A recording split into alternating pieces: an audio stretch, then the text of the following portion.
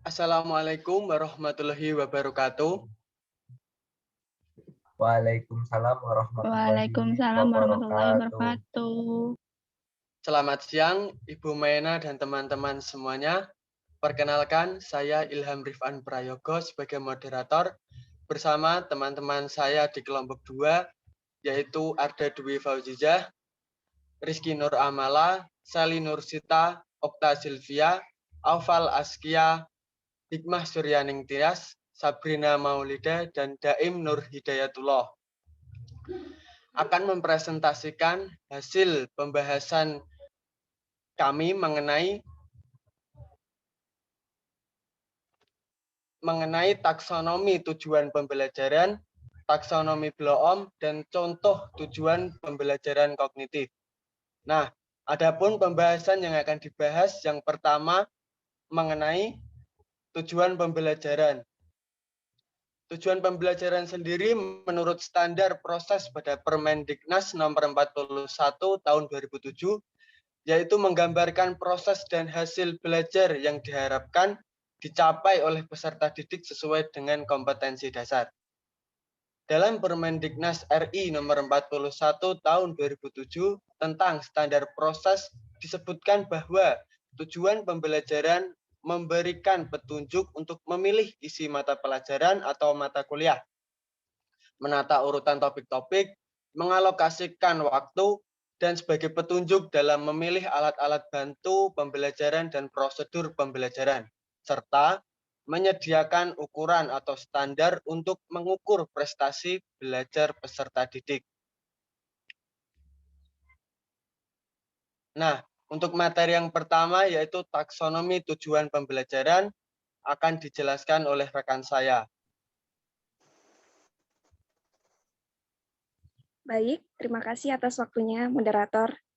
Yang pertama, taksonomi berasal dari bahasa Yunani, yaitu tasein yang berarti untuk mengklasifikasi dan nomos yang berarti aturan.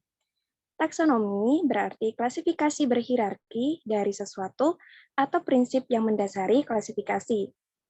Di dalam pendidikan, taksonomi dibuat untuk mengklasifikasikan tujuan pendidikan. Seperti yang kita ketahui, dalam hal ini, tujuan pendidikan dibagi menjadi beberapa domain, yaitu pada ranah kognitif, afektif, dan psikomotor, yang nanti akan saya bahas pada penjelasan setelah ini. Taksonomi tujuan pembelajaran atau instruksional diperlukan dengan pertimbangan sebagai berikut. Yang pertama, perlu adanya kejelasan terminologi tujuan yang digunakan dalam tujuan pembelajaran, sebab tujuan pembelajaran berfungsi untuk memberikan arah kepada proses belajar dan menentukan perilaku yang dianggap sebagai bukti daripada hasil belajar. Kemudian yang kedua, sebagai alat yang akan membantu dosen dalam mendeskripsikan dan menyusun teks, teknik penilaian, dan evaluasi. Next.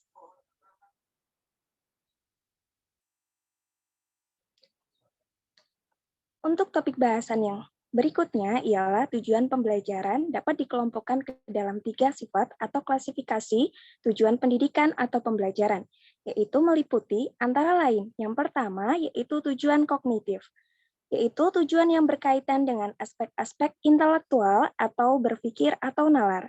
Tujuan kognitif itu berorientasi kepada kemampuan berpikir, mencakup kompetensi atau kemampuan intelektual yang lebih sederhana, yaitu mengingat, sampai dengan kemampuan dalam menyelesaikan masalah, yaitu dengan menggabungkan atau menghubungkan materi yang telah dipelajari untuk memecahkan masalah tersebut. Tujuan kognitif ini mencakup pengetahuan, pemahaman, penerapan, penguraian, memadukan, dan penilaian.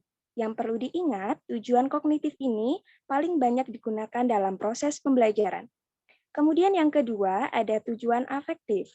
Tujuan afektif ialah tujuan yang berkaitan dengan aspek-aspek emosional seperti perasaan, minat, sikap, kepatuhan terhadap moral, dan sebagainya. Tujuan afektif ini berhubungan dengan perasaan atau emosi, atau sistem nilai dan sikap hati, yang menunjukkan penerimaan atau penolakan terhadap sesuatu. Tujuan afektif ini di dalam pembelajaran mencakup penerimaan, sambutan, penilaian, pengorganisasian, dan karakterisasi. Kemudian yang terakhir yaitu yang ketiga adalah tujuan psikomotor. Tujuan yang berkaitan dengan aspek-aspek keterampilan yang melibatkan fungsi sistem syaraf dan otot, dan fungsi psikis. Tujuan psikomotor ini berorientasi kepada keterampilan motorik yang berhubungan dengan anggota tubuh atau tindakan yang memerlukan koordinasi antara otot dan sistem saraf. Di dalam pembelajaran, tujuan psikomotor ini mencakup kesiapan, peniruan, membiasakan, menyesuaikan, dan hingga menciptakan. Next.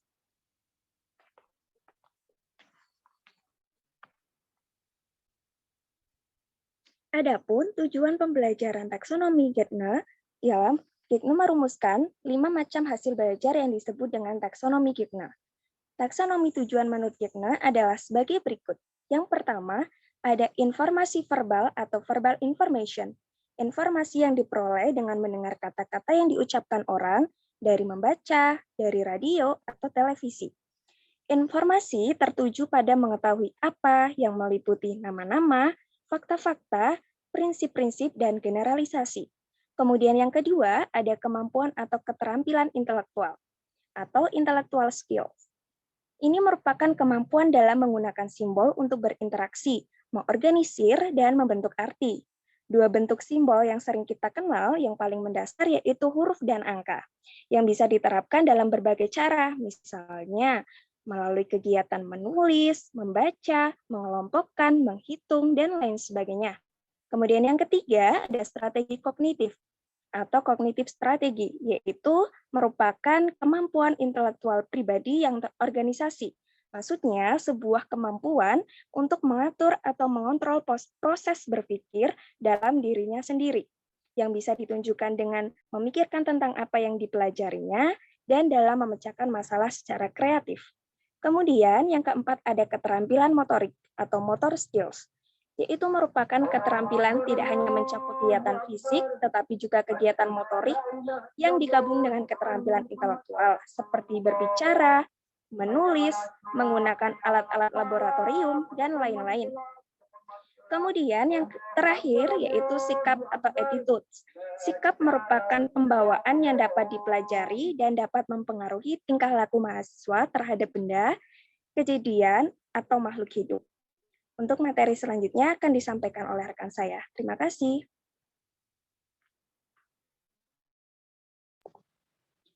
Baik, terima kasih. Saya akan menyambung pemaparan materi yang sebelumnya terpotong oleh teman saya. Selanjutnya ada tujuan pembelajaran menurut Merrill.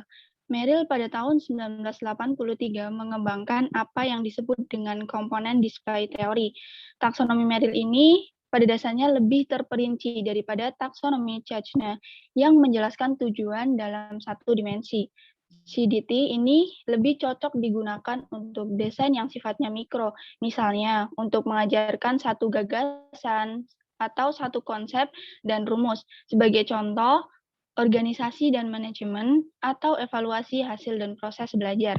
CDT ini mengklasifikasikan tujuan dalam dua dimensi, yaitu tingkat perilaku atau level of performance dan jenis materi, type of content, yang masing-masing ini dibagi lagi ke dalam aspek yang lebih spesifik.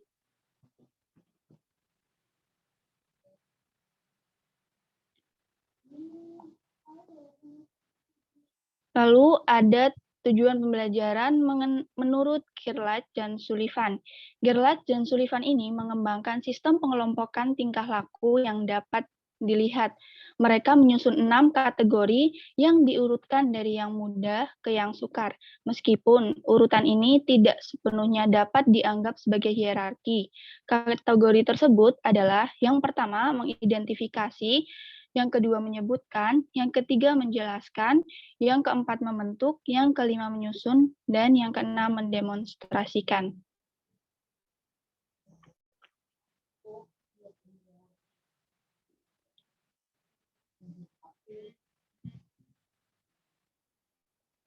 Untuk topik yang kedua adalah mengenai taksonomi Bloom. Next. Ada salah satu konsep yang menjadi latar belakang kenapa sih kok bisa tujuan pembelajaran ini dikatakan sebagai taksonomi Bloom. Jadi taksonomi tujuan pembelajaran ini sebenarnya pertama kali disusun oleh Benjamin S. Bloom dan kawan-kawan pada tahun 1956, sehingga sering pula disebut sebagai taksonomi Bloom. Benjamin S. Bloom ini bersama rekan-rekannya yang tentunya mempunyai pola pikir yang sehaluan, menjadi kelompok pelopor dalam menyumbangkan suatu klasifikasi tujuan pembelajaran atau instruksional, atau biasa disebut dengan educational objective. Untuk bahasan selanjutnya, saya serahkan ke rekan saya. Dipersilakan. Baik, saya akan melanjutkan pemaparan dari teman saya sebelumnya mengenai konsep taksonomi Bloom dikembangkan pada tahun 1956 oleh Benjamin Bloom yang merupakan seorang psikolog bidang pendidikan. Konsep ini mengklasifikasikan tujuan pendidikan dalam 3 ranah, yaitu ranah kognitif, ranah afektif, dan psikomotorik. Next.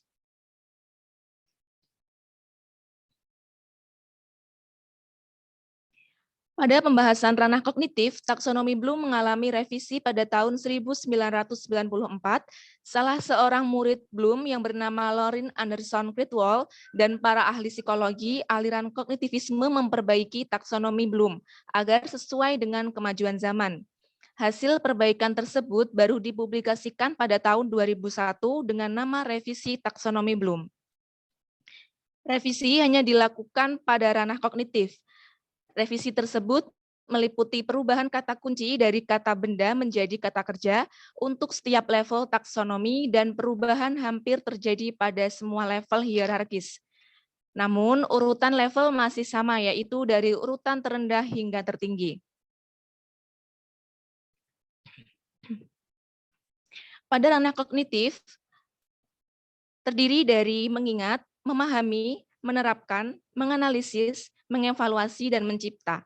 Mengingat merupakan mencakup ingatan akan hal-hal yang pernah dipelajari dan disimpan dalam ingatan.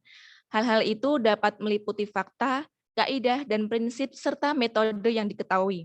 Yang kedua, memahami. Merupakan kemampuan memahami instruksi dan menegaskan pengertian atau makna ide atau konsep yang telah diajarkan, baik dalam bentuk lisan, tertulis, maupun grafik. Yang ketiga, menerapkan. Merupakan kemampuan melakukan sesuatu dan mengaplikasikan konsep dalam situasi tertentu. Yang keempat, menganalisis, yakni kemampuan memisahkan konsep ke dalam beberapa komponen dan menghubungkan satu sama lain untuk memperoleh pemahaman atas konsep tersebut secara utuh. Selanjutnya ada mengevaluasi yang merupakan kemampuan menetapkan derajat sesuatu berdasarkan norma, kriteria, atau patokan tertentu. Dan yang terakhir yakni mencipta yang merupakan kemampuan memadukan unsur-unsur menjadi sesuatu bentuk baru yang utuh dan koheren atau membuat sesuatu yang orisinal. Next.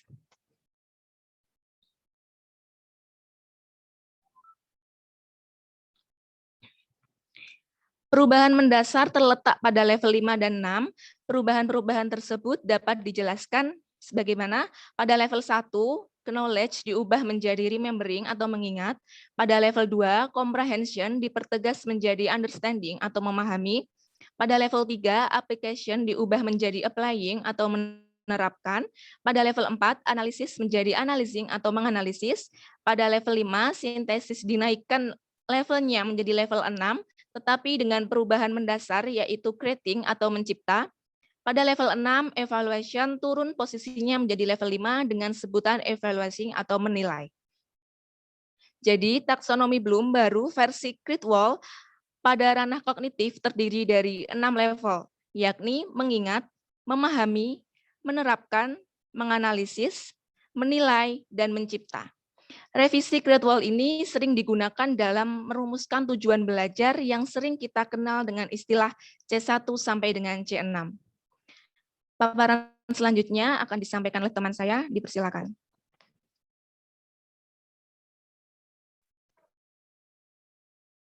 Saya akan melanjutkan paparan yang disampaikan oleh rekan saya. Ranah afektif. Pembagian domain ini disusun Bloom bersama dengan David Critwell. Kawasan afektif yaitu kawasan yang berkaitan dengan aspek-aspek emosional seperti perasaan, minat, sikap, kepatuhan terhadap moral, dan sebagainya. Terdiri dari 1. Pengenalan atau penerimaan, mencakup kepekaan akan adanya suatu perangsang dan kesediaan untuk memperhatikan rangsangan itu, seperti buku pelajaran atau penjelasan yang diberikan oleh guru. Yang kedua, ada partisipasi atau responding, mengadakan aksi terhadap stimulus, mempunyai proses kesiapan menanggapi, kemauan menanggapi, dan kepuasan menanggapi. Yang ketiga, ada penilaian atau penentuan sikap atau valuing. Yang keempat, ada pengorganisasian atau organization. Yang kelima, ada pembentukan pola hidup. Next.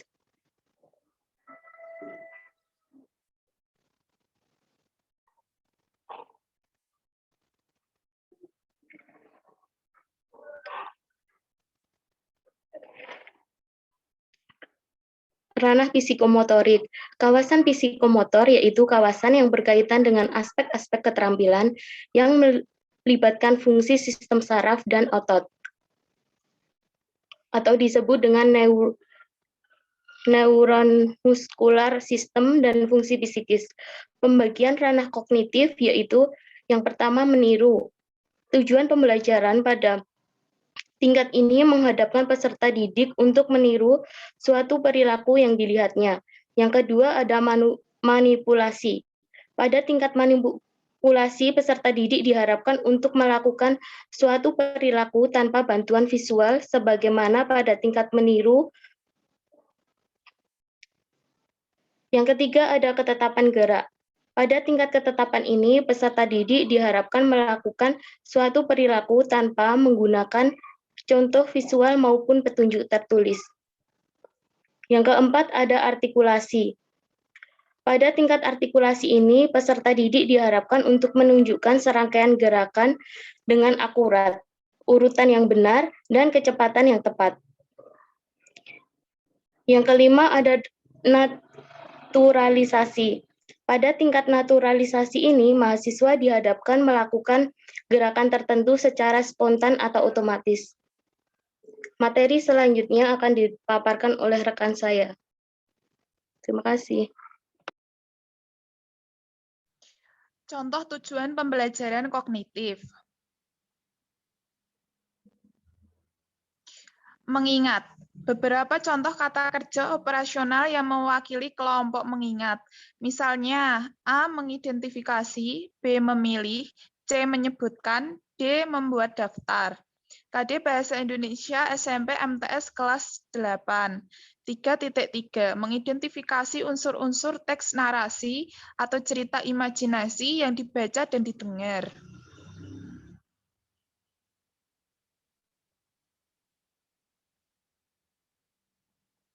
Memahami. Kata kerja dalam kelompok pemahaman, misalnya A membedakan, B menjelaskan, C menyimpulkan, D merangkumkan, E menguraikan. KD Bahasa Indonesia SD kelas 5. 3.3 meringkas teks penjelasan eksplanasi dari media cetak atau elektronik. Menerapkan. Kata kerja yang dapat digunakan untuk tingkat penerapan, misalnya A menghitung, B mengembangkan, C menggunakan, D memodifikasi, E mentransfer. KD Bahasa Indonesia SD kelas 1, 3.7. Menentukan kosakata yang berkaitan dengan peristiwa siang dan malam melalui teks pendek, atau gambar, tulisan, dan atau syair lagu, dan atau eksplorasi lingkungan. Selanjutnya akan dilanjutkan oleh rekan saya. Baik, materi selanjutnya yaitu menganalisis. Contoh kata kerja untuk tingkat analisis. Yang pertama membuat diagram, yang kedua membedakan, yang C menghubungkan, yang terakhir menjabarkan.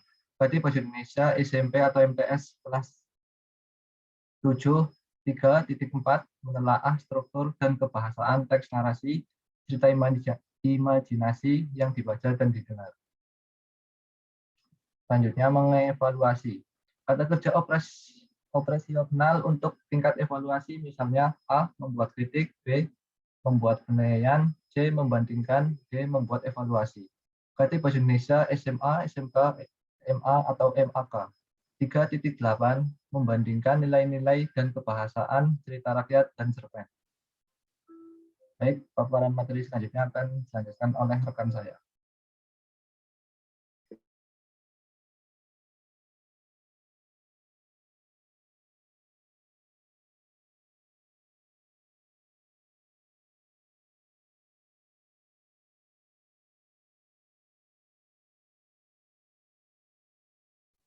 Baik, selanjutnya yaitu ada mencipta. Contoh kata kerja operasional, tingkat menciptakan di sini yaitu ada menciptakan, mendesain, memformulasikan, dan membuat prediksi. Di sini ada contoh KD Bahasa Indonesia kelas 12 SMA, yaitu 4.4, menulis cerita sejarah pribadi dengan memperhatikan kebahasaan.